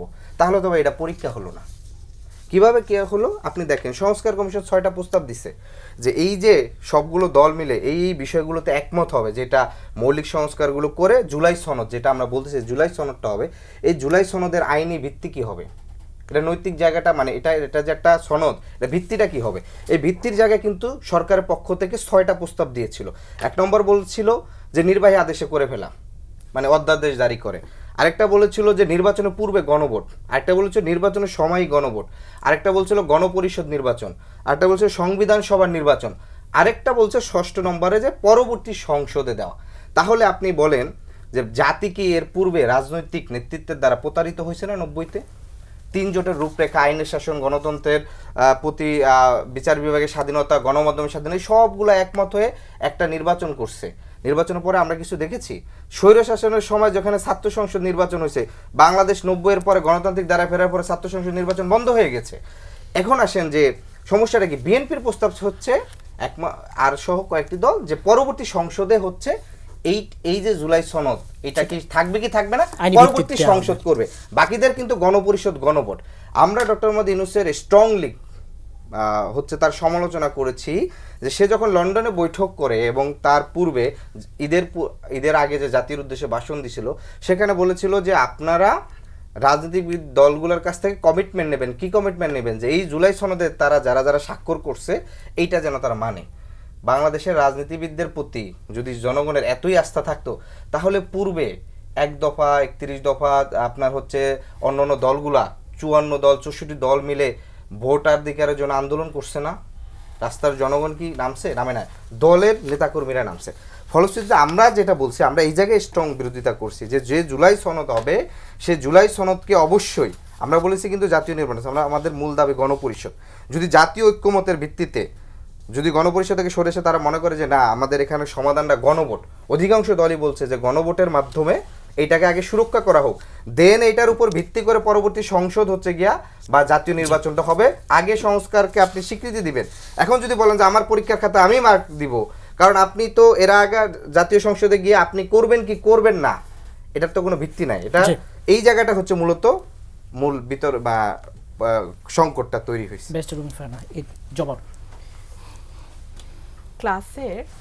একটা ক্লাসে 50টা 70টা ছাত্রছাত্রী থাকে, তাই না? ফার্স্ট 3-4 জনের যেই লক্ষ্য, যে কৌশল থাকে, যে বেচারা অঙ্কে জীবনেও পাশ করবে না, ইংরেজিতে টাই টুয়ে কোনো মতে কানের পাশ দিয়ে গুলি যাবে, তার পরীক্ষার আগের কৌশল আর ফার্স্ট 5 জনের পরীক্ষার আগের কৌশল কি এক হবে? হবে না। তার লক্ষ্য কোনোভাবে পাশ করা, আর আরেকজনের লক্ষ্য প্রথম 5 জন যে আছে তাদের পরস্পরের মধ্যে হাড্ডাহাড্ডি লড়াই হবে, এই 5 জনের মধ্যে প্রথম কে হবে, দ্বিতীয় কে হবে, তৃতীয় কে হবে, চতুর্থ কে হবে, এইটা নিয়ে তাদের মধ্যে হাড্ডাহাড্ডি লড়াই। সুতরাং ফার্স্ট 5 জনের সাথে আপনি লাস্ট 5 জনের তুলনা করলে হবে না। কি হতে হবে? যদি আপনি তারপরে তো একই শিক্ষক ক্লাসে পড়াচ্ছেন, তাই না? তো তাকে একটা মধ্য অবস্থায় এসে ক্লাসটা নিতে হবে, যেখানে তাকে ধরে নিতে হবে আদু ভাইও থাকবে, যেখানে তাকে ধরে নিতে হবে ডাবল প্রমোশন পাওয়ার মতো একটা ব্রিলিয়ান্ট স্টুডেন্টও থাকবে। সো সেই মাঝামাঝি জায়গায় আসবে। সেই মাঝামাঝি জায়গাটাই হলো 166টার মধ্যে 140টাতে ঐক্যমত। বাকি যেই 20টা বা 25টা বা 30টা ঐক্যমত নাই, এটাতে কোন কোন দলের কি কি মত, এটা তো মানুষের সামনে পরিষ্কার, তাই না? আর পরীক্ষার খাতা দেখবে মানুষ। বিএনপি আর আওয়ামী লীগ বা জাতীয় পার্টি আর জামাত কিংবা এনসিপি বা এবি পার্টি তো আর খাতা দেখতেছে না। ভোটটা কে দিবে? ভোট যে দিবে সেই খাতা দেখবে, সেই পরীক্ষক, সেটা হচ্ছে মানুষ। বিএনপি বলছে মানুষের কাছে আল্লাহর ওয়াস্তে পরীক্ষার খাতাটা দেন। দেওয়ার পর যদি মনে হয় যে বিএনপি কোনো মতের সাথে একমত হয় না, বিএনপি দলের সাথে মানুষ রাস্তায় অতীতে নামে নাই, সুতরাং বিএনপির তেমন জনপ্রিয়তা নাই, বিএনপি বেশিরভাগ দল যেই মত দেয় বিএনপি তাতে বাগড়া দেয়, তো মানুষের তো নিশ্চয়ই বিএনপির উপর খুব দুঃখ থাকবে, তো মানুষ এনসিপিকে ভোট দেবে। নাসিরউদ্দিন পাটোয়ারি বলছে না 300 আসনের মধ্যে ওরা 300টাই পাবে। আমরা তো বলি মানুষ ভোট দেক, সেটার জন্য গণভোট দেক। কেন গণভোট দিতে হবে কেন? আপনারা একটা সুষ্ঠু নির্বাচন হইলে আপনারা নয়া রাজনীতির কথা বলেন, তাহলে গণভোটটা সুষ্ঠু হবে না, সেটা কেন আপনি কেন ভাবতেছেন? একটা শব্দ বলিনি, এইটুকু সভ্যতা শেখেন। আওয়ামী লীগ এরকম করতো, আপনি যা করতেছেন এখন আওয়ামী লীগ এটা করতো। তো তাদের তো মানুষ তাদের সাথে আছে, নয়া বন্দোবস্ত আনছে তারা, নতুন রাজনীতি আনছে তারা। ফর এক্সাম্পল ধরেন হাসিনার লাগছে 15 বছর 400 কোটি টাকা পিওনের বানাইতে, এই সরকারের লাগে 3 মাস, মতান্তরে 9 মাস। কিংবা ধরেন হাসিনার আমলে তো আমরা অ্যাটলিস্ট মানে মন্ত্রীদের কেবিন ব্যাগের মধ্যে ম্যাগাজিন পাই নাই, বাট এখন আমরা পাই। আবার ধরেন এই সরকারের এমনই উপদেষ্টারা বসেন এবং সরকার চালান যে ওই দলেরই একজন অত্যন্ত ভাইটাল নেত্রী, যিনি অবশ্য এখন দলের সাথে নাই, তিনি বিশাল বিশাল পোস্ট দেন যে সেই দলের কি বেহাল অবস্থা। কিংবা ধরেন অর্থনৈতিক কেলেঙ্কারির সঙ্গে সঙ্গে আমরা তাদের খুবই ভিজিবল মুখগুলো হঠাৎ ইনভিজিবল হয়ে যায়, কারণ তাদের বিরুদ্ধে ভয়াবহ নৈতিক স্খলনের অভিযোগ আসে। তো এগুলো সব জনগণের সামনে আছে। এরপরে যদি জনগণ মনে করে 300 আসনে 300টাই দিবে, তো অসুবিধা কি? বিএনপি তো কোনোদিন মানা করে নাই। বিএনপির চেহারাও মানুষের কাছে পুরা স্পষ্ট, এনসিপির চেহারাও পুরা স্পষ্ট, এবি পার্টির চেহারাও স্পষ্ট, আওয়ামী লীগ কি করছে সেটাও স্পষ্ট, জামাত ইসলাম কি করতেছে এটাও স্পষ্ট। মানুষকে না বেছে নিতে দেন। এই যে বলছেন পরীক্ষার খাতা নিজেরা দেখা, হয়েছে কি 15 বছরে বিএনপি প্রেক্ষাপট তৈরি করছে। 15 বছরে আমরা যাদেরকে ছাত্রলীগের আনাচে কানাচে ছোট ছোট পদ নিয়ে কোনো মতে লুকিয়ে লুকিয়ে রাজনীতি করতে দেখেছি, কিংবা ধরুন প্রধানমন্ত্রীর সাথে কোনোভাবে একটু দেখা হয়ে নিজেকে ধন্য বলে বড় বড় স্ট্যাটাস দিতে দেখেছি, তারাই এখন বিরাট বড় বিপ্লবী হয়েছে। 15 বছরে যদি তারা একটু আওয়াজও করতো তাহলেও বুঝতাম আচ্ছা তারা আছে। বাট 15 বছরে তো ভাই আমাদের লড়াইটা আমাদের এই পলিটিক্যাল পার্টি, পুরনো যে দলগুলো ছোট বড় হোয়াট এভার, আমাদেরই করতে হয়েছে। সেই বিএনপির মহাসচিবই কারাগারে গেছেন, সেই মঞ্জু ভাইদেরকেই লুকায় থাকতে হয়েছে, সেই আমাদের বিরুদ্ধেই মামলা হয়েছে, কিংবা আমাদের বিরুদ্ধেই ইন্টারনেটে মানে বুলিং হয়েছে। এগুলোর শিকার তো আমরাই হয়েছি, তাই না? তখন তো আমরা কাউকে দেখিনি। এখন প্রত্যেকের আমলনামা মানুষের সামনে আছে। বিএনপি 166টার মধ্যে 140টাতে একমত হয়েছে, এটাও মানুষ জানে। কোন 25টায় একমত হয় নাই এটাও মানুষ জানে। সো তারপরে আপনি মানুষকে যাচাই করতে দেন মানুষ কাকে ভোট দেবে। আপনার ভোটকে কেন পিছাইতে চান? এখানে আমি আরেকটা আশঙ্কার কথা বলি। আওয়ামী লীগকে, যেটা ভাই বলছিলেন যে প্রথমে কিন্তু সিএ বলেছে, চিফ অ্যাডভাইজার বলেছে আওয়ামী লীগ নিষিদ্ধের কোনো প্ল্যান নাই, কিন্তু তারপরে আমরা দেখলাম একটা মব তৈরি হলো এবং সেই মবের ধাক্কায় আওয়ামী লীগের কার্যক্রম নিষিদ্ধ হয়ে গেল। এখন আমি দেখতে পাচ্ছি অন্যান্য যে রাজনৈতিক দলগুলো মাঠে ক্রিয়াশীল বিএনপি বাদ দিয়ে, তারা ধীরে ধীরে নির্বাচনটিকে প্রায় অসম্ভব করে তোলার চেষ্টা করছেন, এবং এই অসম্ভব করে তোলার প্রক্রিয়ায় তারা এই হুমকিও দিচ্ছেন যে এটা মানা না হলে নির্বাচন করব না, ওটা মানা না হলে নির্বাচনে যাব না, এবং তারা এক ধরনের একজোট হবার চেষ্টা করছেন সো দ্যাট নির্বাচনের মাঠে বিএনপিকে একা মনে হয় যে বিএনপি একমাত্র যে নির্বাচন চাইছে। সো আমরা যেই গণতন্ত্রের স্বপ্ন নিয়ে আমাদের 90 বলেন, 71 বলেন, কিংবা 24 বলেন, যেই গণতন্ত্রের অভিপ্রায় নিয়ে আমাদের যাত্রা শুরু হয়েছিল, সেটা তো বারবারই হোঁচট খাচ্ছে আমি দেখতে পাচ্ছি। মুজিবুর রহমান, আপনিও কি যে নির্বাচনকে অসম্ভব করে তোলা এক ধরনের অপপ্রয়াস দেখেন কিনা? এবং বলা হয় যে পিআর পদ্ধতি, নতুন নতুন আলোচনা, স্থানীয় নির্বাচন আগে আনা, এইগুলো কি অপপ্রয়াসের অংশ বলে আপনি মনে করেন কিনা? সন্দেহ করলে তো আমি অনেক কিছু সন্দেহ করতে পারি। আপনি যদি বলি আপনি হাসছেন কিন্তু আসলে আপনার ভিতরে একটা কুটবুদ্ধি আছে, তাহলে তো এটা সন্দেহের মধ্যে পড়ে। আমরা এখন পর্যন্ত নির্বাচনের ব্যাপারে দুটো স্টেটমেন্ট পেয়েছি, যেটা হচ্ছে এপ্রিল অ্যান্ড ফেব্রুয়ারি। সো আমি মনে করি না যে যেটা আজিজ ভাই বলেছেন যে এখানে অনিশ্চয়তা আছে, হ্যাঁ অনিশ্চয়তা যে কোনো থাকতে পারে, যে কোনো এই যে ইরানের যুদ্ধে আমরা মনে করছিলাম বিশ্বযুদ্ধ লেগে যাবে, এখন তো হঠাৎ সব ঠান্ডা হয়ে গেছে, তাই না? সো আমি যেটা মনে করি, যেটা আমরা পাচ্ছি দৃশ্যমান, সেটার মধ্যে আমাদের থাকা উচিত। আমি মনে করি ইলেকশনের ফেব্রুয়ারি টু এপ্রিল এর মধ্যেই আমরা এটা দিক নির্দেশনা পেয়েছি, এটার মধ্যে আমাদের থাকতে হবে। স্পষ্ট তো হয়নি, স্পষ্ট তো সবকিছু হবে না, আস্তে আস্তে হবে। ওই যে আপনি বললেন না যে উনিই তো বললেন যে প্রথমে ছিল আওয়ামী লীগ নিষিদ্ধ করবেন, এখন তো স্পষ্ট করে কার্যক্রম নিষিদ্ধ হয়েছে, এরকম আর কি। তো এখন যে কথাটা, আরেকটা তথ্য একটু মানে কারেকশন করে দিই, সেটা হচ্ছে আনুপাতিক নির্বাচন পদ্ধতির ব্যাপারে কিন্তু আমাদের মতামত ছিল অনেকে এটা স্প্রেডশিটেও ছিল। তো সেই মতামতে আমরা যারা আনুপাতিক হারে নির্বাচনের কথা বলেছিলাম, এরপরে নির্বাচন কমিশন আমাদের সাথে আলোচনা করেছে, ডায়লগ করেছে। ওনারা আমাদেরকে বলেছেন যে নিম্নকক্ষে যদি আনুপাতিক পদ্ধতিটা হয় তাহলে এটা আমাদের বর্তমান প্রেক্ষাপটে এটার কিছু জটিলতার দিক আছে। ফলে আমি যতটুকু জানি এনসিপিও এই উচ্চকক্ষে এটা পক্ষে, কিন্তু নিম্নকক্ষে আনুপাতিকের প্রসঙ্গে ছিল।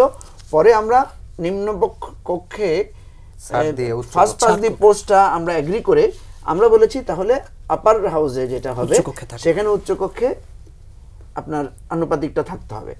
এখন যখন আনুপাতিকটা উচ্চকক্ষের ব্যাপারে একটা আশঙ্কা দেখা দিয়েছে, এখন আবার সবাই তার আগের দাবিতে ফিরে যাচ্ছে যে তাহলে আমরা চাই। এখন দেখেন আসলে সমস্যাটা কোথায়। এই যে রুমিন ফারহানা তখন বললেন না যে ভোটে আসেন, তা আপনারা তাহলে আনুপাতিক ভোটে যেতে চান না কেন? এটাও তো ভোট, এটাও তো গণতান্ত্রিক একটা পদ্ধতি। আসল কথা হচ্ছে আর এরা যেতে চায় কেন বা আমরা যেতে চাই কেন? সত্য কথা, আমাদের আনুপাতিক হলে সুবিধা, আর ওনাদের ফার্স্ট পাস দি পোস্ট হলে সুবিধা। যে যার সুবিধা মতো কথায় বলছে। কিন্তু এখানে ওই যে আদিব বললো না যে গণভোটে যান না কেন, গণভোট চান না কেন, এখানেই আসল সংকটটা। সেটা হচ্ছে আমরা যে যত কথাই বলি, এই জন্য নীতি কথা বলাটা উচিত না। আমরা যে কথাই বলি সবাই কিন্তু আমাদের সুবিধা মতো কথাটাই বলি। দেখেন 47, 52, 62, 69, 71, 24 আমি কোনো পার্থক্য দেখি না। প্রত্যেকটার পেছনে বৈষম্যের বিরুদ্ধেই কিন্তু লড়াই হয়েছে। 47 কিসের বিরুদ্ধে হয়েছে? দীর্ঘ জমিদারি প্রথার বিরুদ্ধে, দীর্ঘ ব্রিটিশ শাসনের বিরুদ্ধে, হিন্দু জমিদারদের অত্যাচারের বিরুদ্ধে 47 হয়েছে না? হ্যাঁ, প্রত্যেক কিছুর মধ্যে পাওয়া না পাওয়ার বেদনা আছে। 47-এ যেটা পার্টিশনের কথা বলেছে সেখানে তো আমরা বঞ্চিত হয়েছি, সত্য কথা। কিন্তু 47 না হলে তো 71 হতো না। 71 না হলে আজকে দেখেন 24-এ আমাদের মাথায় যে পতাকাটা ছিল ওইটা জন্ম হয়েছে কবে? 24-এ আমরা যতগুলো কথা বলেছি সবগুলো 71-এর কথাই তো বলেছি। আমরা তো আমাদের সাম্য, মানবিক মর্যাদা, সামাজিক সুবিচারের কথা বলেছি। শিখেছি কোথায়? সেটার অস্তিত্বটা কোথায় ছিল? 71-এর মধ্যেই তো ছিল। সুতরাং এই বিতর্কগুলো আমাদের এখানে বহুবার হয়েছে। আমরা এই জন্য বলছি 24-এর মধ্যে দিয়ে এই সমস্ত কুটতর্ক, বিতর্কগুলোকে দাফন করতে হবে, তাহলে তো কোনো লাভ হলো না। এই যে এক্ষুনি দেখলেন যে একটু উত্তেজনা ছড়িয়ে পড়েছিল কিছুটা। আমি যেটা মনে করি বা বলছি সেটা হচ্ছে যে দেখেন আওয়ামী লীগ নিষিদ্ধের ব্যাপারে কথা আসছে, কিন্তু যখন আওয়ামী লীগের কার্যক্রম নিষিদ্ধ করেছে বিএনপি তো এটাকে সাপোর্ট করেছে, বিএনপিকে সাধুবাদ জানিয়েছে। আওয়ামী লীগকে নিষিদ্ধ না করলে অসুবিধাটা কোথায়? দেখেন এখন বিএনপি জামাত বলছে আওয়ামী লীগ নিষিদ্ধের ব্যাপারে তাদের আপত্তি নেই, কিন্তু যত জায়গায় আওয়ামী লীগ মাথাচাড়া দিচ্ছে প্রথম তাদেরকে ঘেরাওটা করতেছে কে? বিএনপি জামাতের লোকেরাই তো করতেছে সব জায়গায়। আপনি সেদিন দেখেছেন না ওই যে বিচারপতি ওই নির্বাচন কমিশনারকে যেটা মব নাকি একটা হলো, তারপর তাকে জুতার মালা পরালো, কে পরিয়েছে? তার রাজনৈতিক পরিচয় কি? সেই তো একটা রাজনৈতিক পরিচয় তো প্রকাশ হয়েছে। সুতরাং আমরা যত সাধু কথাই বলি, বাস্তবতা হচ্ছে আওয়ামী ফ্যাসিবাদ যেটা হয়েছে এটার জন্য আমাদের কর্মীরা, আমাদের তৃণমূলের লোকেরা সবাই নির্যাতিত হয়েছে, নিপীড়িত হয়েছে। আমি মনে করি কালকে যদি আপনি দেখেন ওবায়দুল কাদের কোথাও বসে চা খাচ্ছে, এই শব্দ যদি কোথাও শুনেন, রুমিন ফারহানা যদি ওনার জীবনও দিয়ে ফেলেন, উনি ওনার কর্মীদেরকে আটকে রাখতে পারবেন না। ওনার কর্মীরা ওনাকে মফ করে, ওনাকে অতিক্রম করে গিয়ে ওবায়দুল কাদেরের মানে কাউয়া কাদেরকে ওরা মানে একটা কাউয়া বানিয়ে ফেলবে, এরকম একটা পরিস্থিতি হবে। সুতরাং কথা হচ্ছে আমরা যাতে আমাদের 24-এর প্রেক্ষাপটটা ভুলে না যায়। এবং আমি আবারও বলছি যে দেখেন এত আলোচনার মধ্যেও যেটা দাঁড়াচ্ছে সেটা হলো আমাদেরকে এই পথগুলো অতিক্রম করে নির্বাচনে যেতে হবে। নির্বাচন তো যেতেই হবে।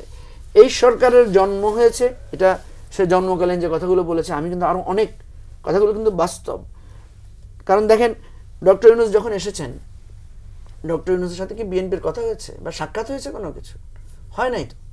এবং আমি তো জানি, আপনাকে আমি বলতে পারবো, এই উপদেষ্টা পরিষদ নির্ধারণ হয়েছে আপনার মির্জা ফখরুল ইসলাম আলমগীরের বাসায় বসে, সেখানে বসে তালিকা হয়েছে না? এখন আগের দিন রাত 4টা বাজে তার সাথে আলাপ করা হয়েছে। এখন যদি আমরা এই আলোচনাগুলো তুলি তাহলে কি হবে? একটা বিতর্ক হবে, এটা এই বিষয়গুলো তো হয়েছে। আপনি দেখেন না, একটা ছবি দেখা যায় তারেক রহমান, জাইমা রহমান মিটিং করছে, ছাত্ররা বসে আছে, একটা ছবি দেখেছেন না? তাহলে ছাত্ররা যখন বলে যে বিএনপির কোনো অবদান নাই, এটা তো সঠিক না। বিএনপির সাথে মিটিং হয়েছে রে ভাই। কথা হচ্ছে আমরা এই বিতর্কে পড়ে কেউ কারো অবদানকে অস্বীকার করা যাবে না। এবং আজকে যে আমরা ছাত্রদের কথা বলি ওরা নতুন এসেছে, ভাই নতুন এসেছে বলেই তো ওরা হাসিনাকে বদলাতে পেরেছে। আমাদের মতো পুরানরা তো হাসিনা জানে আমাদের কোথায় মারলে আমরা কোথায় লুকায় যাব, হাসিনা জানে আমাদের কোথায় আঘাত করলে আমরা, ওদেরকে জানতো না, ওই প্রজন্মকে জানতো না। ওদেরকে জানে কি নতুন জেনেছে যে একটা মারলে আরেকটা পালায় না, দাঁড়ায় থাকে, ওইটাই তার নতুন অভিজ্ঞতা। এবং সেই অভিজ্ঞতার কারণে আমরা বিজয় হতে পেরেছি।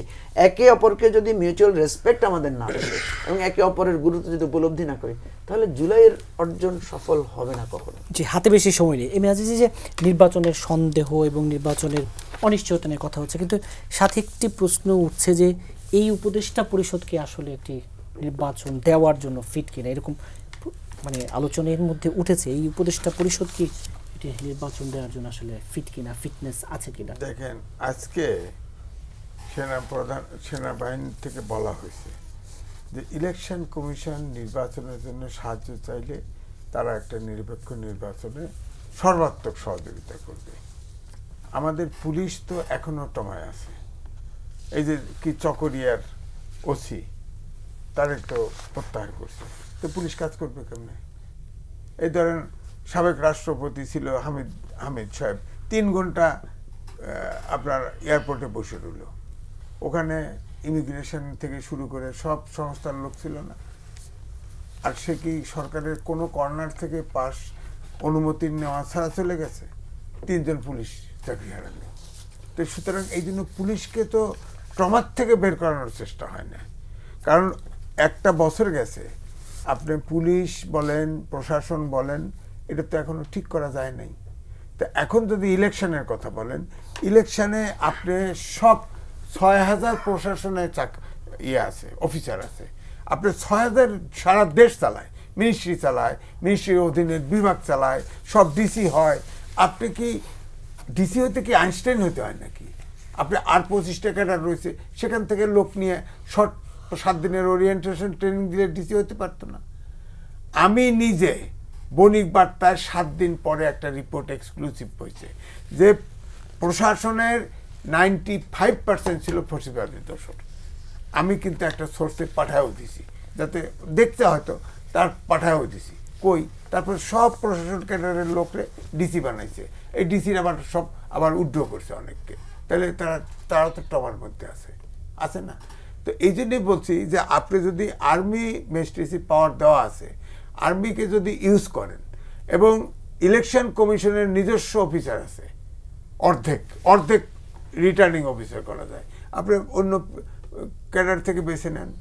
হ্যাঁ, আমিও তো নিজে আমাদের 250 সাংবাদিক রিপোর্টারদের, আপনার জানেন তো রিপোর্টারদের ইলেকশন কমিশন আছে, আমি ওটার চেয়ারম্যান। কোনো সমস্যা হয়? তা আমি পারি না? খালি প্রশাসনের ক্যাডারকে রানি এখানে 3 মাস, ওখানে 6 মাস, ওখানে 1 বছর থেকে এক্সপার্ট হয়ে যায়, তাদের সারা দেশ চলে না, রাষ্ট্র চলে না। এগুলি কি ধারণা? ঠিক আওয়ামী লীগ যা করছে ঠিক এই সরকার একই পথ অনুসরণ করে চলছে, একই। সুতরাং এই জন্য আমি বলছি যে ইলেকশন সম্ভব। এখানে হচ্ছে যে সংস্কারের যে ঐক্যমত, সেটাও কিন্তু আঘাত ছিল, সেটাও সমাপ্ত হতো, এবং 100 ভাগ একমত হবে না। আমি আগেও বলেছি সব দলের নীতি আদর্শ এক না। সুতরাং এই যে মাঝখানে দল ভেঙে ছুটে রাস্তায় যে আলটিমেটাম দিয়ে, এখানে কিন্তু একটা ছেদ পড়েছে। এটা আমার কথা যে ছাত্ররা তাদের রাইট আছে, জুলাই সনদ, সেখানে তো এই যে দলগুলি আর ছিল, তারা তো আগে ঘোষণা দিয়েই কিন্তু করছে, এটা হঠাৎ করে নাই। তাহলে ওই সবগুলো রাজনৈতিক দল তাদের ডাকলো না কেন যে বাবারে যায় না, এটা কথা ছিল, ঠিক আছে আমরা করতেছি। হ্যাঁ, রাস্তায় এই বিভেদটা শো করলো কেন? মানে বিভেদটা তো প্রকাশ্যে আসছে। আমরা যদিও বলছি যে হ্যাঁ এটা ঠিক, ফেসিবাদের ভিতরে ঐক্য কিন্তু আছে, এগুলো কেউ আলাদা থাকবে না, আপনি ডাক দেন থাকবে না। এই জন্য আমি বলছি যে এখন যেটা হয়েছে, আমি বলবো শুরুর থেকে এ পর্যন্ত আমি মনে কোনটা আগে শুরু করতে হবে, কোন জায়গা থেকে শেষ করতে হবে, এই অন্তর্বর্তীকালীন সরকার এটা বুঝতে পারে না।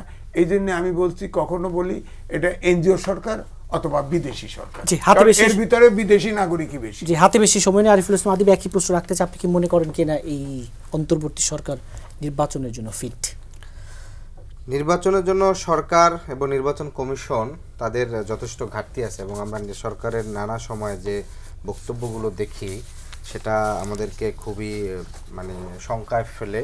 এবং আরেকটি গুরুত্বপূর্ণ বিষয় হচ্ছে যে সরকার ফিট কি ফিট না, তার চেয়ে সবচেয়ে বড় কথা হচ্ছে এটা একটা প্রিডিসাইডেড ইলেকশন হতে যাচ্ছে কিনা, এবং যারা রাজপথে শক্তি দেখিয়ে কেন্দ্র দখল করে পুরনো সিস্টেমে নিজেদের শক্তি প্রদর্শন করতে চায়, তাদের মতন করে একটা সংসদ হবে কিনা, এবং 2018 সাল 8 সালের মতন সংসদে কারা কারা যাবে সেটা ঠিক করে তারপরে ইলেকশন হবে কিনা, এইটার আশঙ্কা আমরা সবচেয়ে বেশি করি। যার কারণে আমরা বলতে চাচ্ছি যে যখন আপনি ভোটের জনগণের বড় সমর্থনের কথা বলেন, আপনি হচ্ছে আপনার বড় দল বড় সমর্থন, তাহলে ভোট তো ভোটই, যেটা তো আপনার হচ্ছে জিয়াউর রহমান, তিনিও তো এসে গণভোট দিয়েছিলেন, গণভোট দিয়ে তার হচ্ছে জায়গার তার সমর্থন চেক করছেন না। তাহলে সেই ভোটে তার যদি সর্বোচ্চ সমর্থন থাকে, তাহলে জুলাই সনদ কিভাবে সুরক্ষিত হবে সেটার ভোটের ক্ষেত্রে কেন তিনি দ্বিমত করতেছেন? এখানেই তো হচ্ছে আপনার মূলত সন্দেহ সংশয়টা হয়। দ্বিতীয়ত বিষয় হচ্ছে, আপনি দেখেন আপা একটা খুব আপত্তিকর কথা বলছেন, এটা খুবই কোনোভাবে উচিত না। তিনি বলছেন যে কি সরকার মবের ডাককে হচ্ছে আওয়ামী লীগ নিষিদ্ধ করছেন।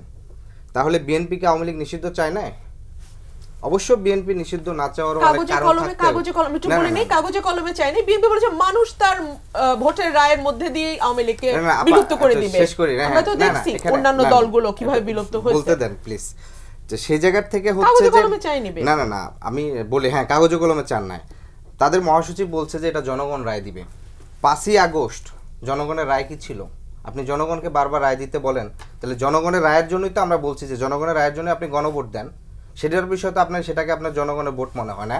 তো বিএনপির মনেটা হয় কি? বিএনপির মনেটা হচ্ছে হাতে বেশি সময় নেই। হ্যাঁ, পুরো স্টেট যেভাবে চলছে, অর্থাৎ রাষ্ট্রপতি আওয়ামী লীগ থাকবে, মুজিববাদী সংবিধান থাকবে, শুধুমাত্র চেয়ারের জায়গায় চেয়ারপারসন চেঞ্জ হবে, তাহলে সব কিছু পরিবর্তন হয়ে যাবে। এই যে চিন্তা, সেটা হচ্ছে সবচেয়ে বড় সংকট। আপনি দেখেন বিএনপির এক দফার আন্দোলনের জন্য ফ্যাসিবাদী লড়াইতে তার হচ্ছে 28 জন মারা গেছে। 28 অক্টোবরের পর থেকে 7 জানুয়ারি পর্যন্ত টোটাল 28 জন মানুষ মারা গেছে।